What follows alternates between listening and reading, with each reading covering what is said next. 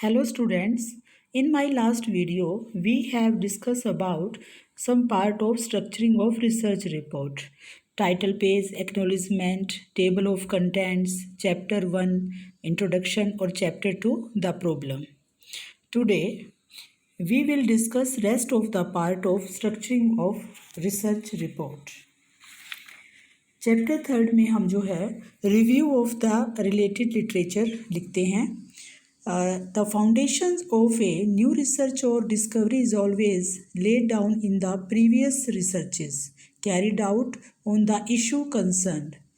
It helps the researcher not only in exercising check over the duplicity of the already concluded finding but also provide necessary lesson for avoiding pitfalls and picking up the right direction for the conduct of the present study. A researcher may divide the chapter review of literature of their research report concerning thesis and dissertation into 3 subsections described below. हम review of related literature में 3 section की बात करेंगे, जिसमें first जो हमारा section होगा वो होगा इंट्रोडक्टरी सेक्शन. इंट्रोडक्टरी सेक्शन जो है, the chapter should begin with a brief introduction. It is meant for providing the information to the readers in brief about the nature of the availability of the related literature and the way in which the literature analysis has been organized. For example, in the case of writing review for the study concerning relationship between emotional intelligence and teaching effectiveness of the school teacher. जैसे last में भी हमने पिछले उसमें भी part में बात की थी कि मान लो हम एक स्टडी लेते हैं relationship between emotional intelligence and teaching effectiveness of the school teacher. तो द रिसर्चर में टेल दैट, तो review of the related literature में रिसर्चर जो है रिव्यू ऑफ द स्टडी जो है, जो हमारा प्रेजेंट चैप्टर है, इसमें वो इन भागों में डिवाइड करेगा, सब सेक्शंस में डिवाइड करेगा. फर्स्ट में वो लिखेगा review of the studies assessing emotional intelligence of the teachers. उन रिव्यू को डालेगा जो कि इमोशनल इंटेलिजेंस जो है टीचर्स की को असेस कर रहे हैं. सेकंड पार्ट में review of the studies assessing teaching effectiveness of the school teacher, और सेकंड में teaching effectiveness of the school teachers की. थर्ड में review of the studies showing impact of emotional intelligence on the attributes of teachers personality और professional. Teachers की personality को केवल emotional intelligence, जो teaching effectiveness है उस पर केवल इमोशनल इंटेलिजेंस का ही इफेक्ट नहीं पड़ता, और भी स्टडी हैं जो टीचर्स की पर्सनैलिटी को इफ़ेक्ट करती हैं, such as adjustment, job satisfaction, professional success and personal life success. और फोर्थ में है वो रिव्यू ऐसी स्टडीज़ जो है कंसर्न होंगी जो कि जो हमें बताती हैं the relationship between emotional intelligence and teaching effectiveness of the school teacher. Next जो रिव्यू ऑफ रिलेटेड लिटरेचर का जो सेकंड पार्ट हमारा आता है वो है main body section. Main body section जो है, इन this section of the review writing the researcher should focus on the description of the related studies concerning all the subsections of the chapter.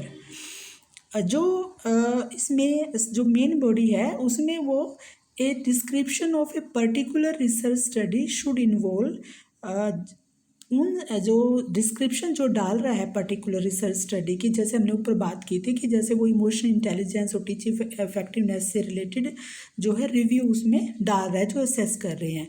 तो उसके जो मेन पार्ट हैं, description जो वो डाल रहा है रिव्यू की, वो उसमें वो शामिल करेगा the title of the study, name of the researcher with the year of submission of the unpublished dissertation और thesis, the year of publication in the case of published one. यदि पब्लिश है तो उसका पब्लिकेशन जो है year mention करेगा.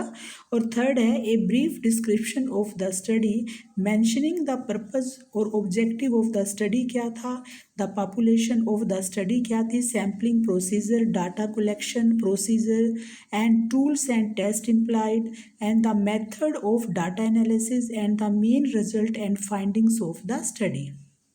तो जो वो जैसे उसने जो इंट्रोडक्टरी सेक्शन में जो वो डिफरेंट उसने पार्ट डिवाइड किए हैं, जो रिव्यू दे रहा है अपने स्टडी से रिलेटेड, तो उसकी मेन बॉडी सेक्शन में जो है इन सब बातों को वो मेंशन करता है कि जो उसने स्टडी ली है उनमें जो है उसका टाइटल क्या है और उसका रिसर्चर किस रिसर्चर ने उसका नाम क्या है, वो सारी जो बातें जो है उसके अंदर इंक्लूड करता है। थर्ड जो है रिव्यू ऑफ रिलेटेड लिटरेचर में हम डालते हैं critical analysis and summary section. Critical analysis and summary section. In the concluding section, the researcher should first focus on providing a brief summary and critical analysis of the studies belonging to the different subsection of the chapter, and then should try to emphasize the limitation and shortcomings of the previous studies for answering the research questions raised in the present study.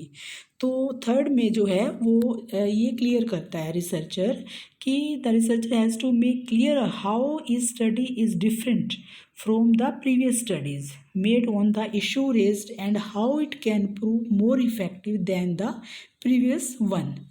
तो वो ये इसमें जो है इस section में वो ये बताता है कि उसकी स्टडी जो है प्रीवियस जो स्टडी हो चुकी है उनसे ज़्यादा इफ़ेक्टिव कैसे है और वो इश्यूज़ को उसको बेटर वे में कैसे प्रेजेंट कर रही है। फोर्थ जो है हमारा चैप्टर होगा रिसर्च रिपोर्ट में, वो होगा मैथोलॉजी और procedure of the study. The chapter related to the description of methodology और procedure of the study is actually like the heart or main body of a research report. It provides detail of how a study was actually conducted by the researcher. तो इसके अंदर जो है इसका main जो purpose है वो describing the methods in such detail is to allow replication of the study by others, an essential step in research, and to enable others to judge how the procedure or methods adopted, कि जो वो study करने के लिए उसने क्या method use किया है उसका पूरा डिस्क्रिप्शन जो है दिया जाता है in terms of sampling, tools used, variable control, collection of data and its analysis etcetera. तो इसके अंदर जो है it is written in the past tense and described the different sequences of और phases of the study involving the subsections like below. First जो है population of the study. इसके अंदर जो है researcher has to provide an accurate description of the population of his study. It should be as brief as possible.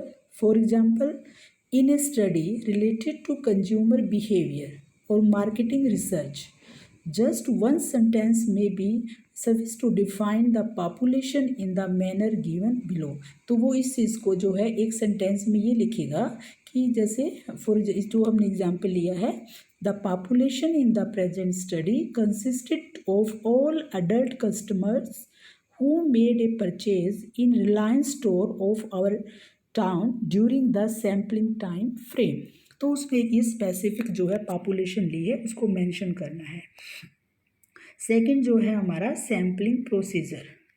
तो whole population को तो हम ले नहीं सकते स्टडी में, रिसर्च में, तो उसका हम सैंपल लेते हैं।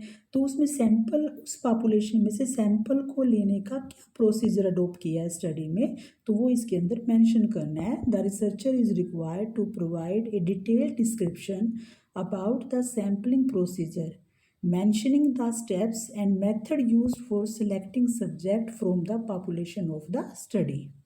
It is extremely important because the readers of the research report should be reasonably assured that the sample of the study actually represent the population. यह एक इम्पोर्टेंट पार्ट है हमारा सैम्पलिंग प्रोसीजर, क्योंकि इसमें जो है रीडर को रिसर्च रिपोर्ट पढ़ते समय ये एश्योरेंस होनी चाहिए कि जो उसने सैंपल लिया है वो होल पॉपुलेशन को रिप्रेजेंट कर रहा है। थर्ड हमारा instruments used for data collection. हमने पॉपुलेशन ली, उसमें से सैंपल हमने चूज़ किया। थर्ड जो है, हमें जो डाटा कलेक्शन के लिए हमें इंस्ट्रूमेंट कौन सा यूज़ किया है।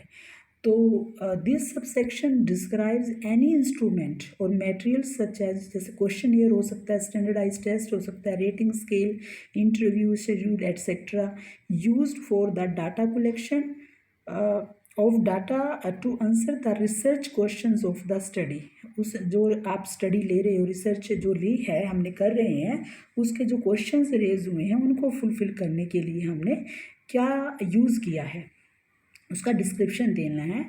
One can provide the necessary details about the nature of the tool used, the justification for the selection of the tool, हमने वो क्यों चूज़ किया उसका जस्टिफिकेशन भी देना है, and the description regarding its construction at the hands of the researcher. यदि खुद स्टैंडर्डाइज यूज़ नहीं, खुद सेल्फ मेड भी हो सकता है टेस्ट, तो वो भी कंस्ट्रक्ट किया है, तो उसके बारे में उसका पूरा डिटेल देनी है कि उसका nature of standardization, reliability and validity, तो ये सब उसमें मेंशन करना है। फोर्थ है task and materials. The subsection is meant for mentioning the type of activities and materials used on the part of the subject for participating in certain activities, especially related to experimental or field studies. इसके अंदर जो task, जो हमने activity data collect करते समय हमने tool use किया है, टूल यूज़ के साथ जो हमने टास्क करवाए हैं, जो मटेरियल यूज़ किया है, स्पेसिफिक ये जब हम एक्सपेरिमेंट स्टडी करते हैं या कोई स्पेशल कुछ एक्टिविटीज़ बेस हमारा जो है रिसर्च होता है, तो वो उसमें मेंशन करनी होती है हमें। एंड इसके अंदर हम रिव्यू ऑफ रिलेटेड लिटरेचर के अंदर की तरह ही, जैसे इसके बाद हम जो methodology of procedure of the study करते हैं, हमें इंडिपेंडेंट और डिपेंडेंट वेरिएबल्स, इसको भी मेंशन करना है कि जो हमारी जो स्टडी है उसके अंदर ही should specifically name the dependent and independent and confounding variable of study और the method for used for the measurement of the dependent variable along with the measure for exercising control over the extraneous and confounding variables। और sixth इसके अंदर होगा procedures. जो sub section है इसके अंदर हम description of the step by step process जो है use for the education of the study, हमने जो प्रोसीजर अडोप्ट किया है अपनी स्टडी करने के लिए, तो वो इसमें मेंशन करना है।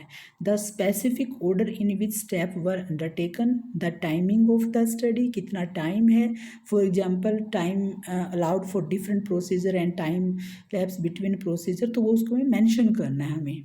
And instructions given to subject, जो विषय वस्तु को जो हमने इंस्ट्रक्शंस दी हैं करने के लिए, जब हम जो मेथड या टूल यूज़ कर रहे हैं वो भी इसमें मेंशन करनी, इंस्ट्रक्शन जो हमने दी है सब्जेक्ट को particular. And brief finding and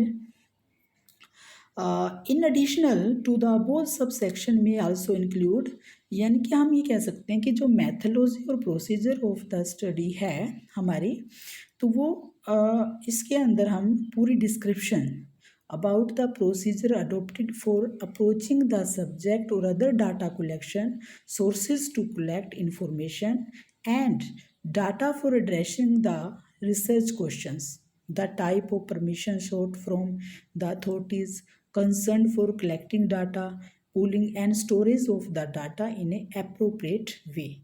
तो जो हमने मैथोडोलॉजी अप्रोव की है, जो सैम्पलिंग ली है, जो इंस्ट्रूमेंट यूज़ किए, तो वो सब हमें सारा जो ये प्रोसीजर हमें अप्रोप्रिएट वे में लिखना है इसके अंदर चैप्टर 4 में। और नेक्स्ट हमारा जो है चैप्टर 5 में हम डाटा एनालिसिस, हमने जो लास्ट चैप्टर में हमने जो डिस्कस किया है मैथोडोलॉजी और प्रोसीजर ऑफ द स्टडी में, तो वो उसका जो डाटा हमने कलेक्ट किया है इसके अंदर जैसे हमने डाटा एनालिसिस किया वो मेंशन करना है। तो डिस्क्राइब जो ये चैप्टर है वो ये डिस्क्राइब करता है कि in relation to each of the research questions being raised in the study, it may differ with respect to the type of research study, quantitative and qualitative both. तो इसके अंदर जैसा जो क्वेश्चंस का आंसर देने के लिए हम रिसर्च कर रहे हैं, तो उसके बेस पे हम डाटा जो एनालिसिस कर रहे हैं तो वो हमें इसमें मेंशन करना है। और ये दोनों हमारी स्टडी दोनों टाइप की हो सकती है, क्वालिटेटिव भी हो सकती है और क्वांटिटेटिव भी हो सकती है। तो इस चीज़ के ऊपर डिपेंड करता है कि हमारी स्टडी किस टाइप की है। For example, in the case of quantitative study, the researcher should try to address all of his research questions one at a time, followed by a description of the type of statistical test being performed to answer that very research questions.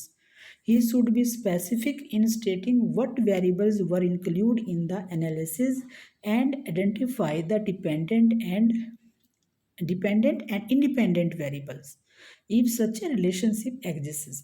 तो जो हमारी study में जो हम data analysis करते हैं तो जो हमने डाटा एनालिसिस करते समय हमने डिपेंडेंट का इंडिपेंडेंट के ऊपर, इंडिपेंडेंट का डिपेंडेंट के ऊपर जो वेरिएबल का इफेक्ट दिखाया है वो सब हम इसमें लिखना होता है।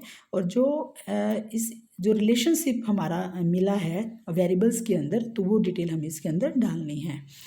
तो इसमें जब हम डाटा एनालिसिस करते हैं तो हम सॉफ्टवेयर भी यूज़ कर सकते हैं, कंप्यूटर सॉफ्टवेयर डाटा एनालिसिस के लिए। तो कौन सा सॉफ्टवेयर यूज़ किया है और वो हमें मेंशन करना पड़ता है। इन सिंपल वे हम ये कह सकते हैं कि जो हम रिसर्च कर रहे हैं तो हम हाइपोथेसिस डिटरमाइन की हमने उनको जब हम उनको जस्टिफाई कर रहे हैं, उनको जज कर रहे हैं, उसको टेस्ट कर रहे हैं तो जो हमारी हाइपोथेसिस हैं उनकी एक्सेप्टेंस क्या थी, रिजेक्शन क्या थी, तो वो सब इसके अंदर डाटा एनालिसिस के अंदर हमें मेंशन करना पड़ता है। चैप्टर जो हमारा 6th है वो है reporting of the result and interpretations. तो ये भी एक इम्पोर्टेंट पार्ट है। इसके अंदर जो हमने पिछले चैप्टर में जो हमने डाटा एनालिसिस किया है उसके बाद हमें जो है रिजल्ट तैयार करना है, उसकी रिपोर्टिंग हमें तैयार करनी है। तो इन this section the researcher provide a brief statement of the meaningful findings without an explanation and also try to report the statistical significance for rejecting or accepting a null hypothesis through an appropriate statement।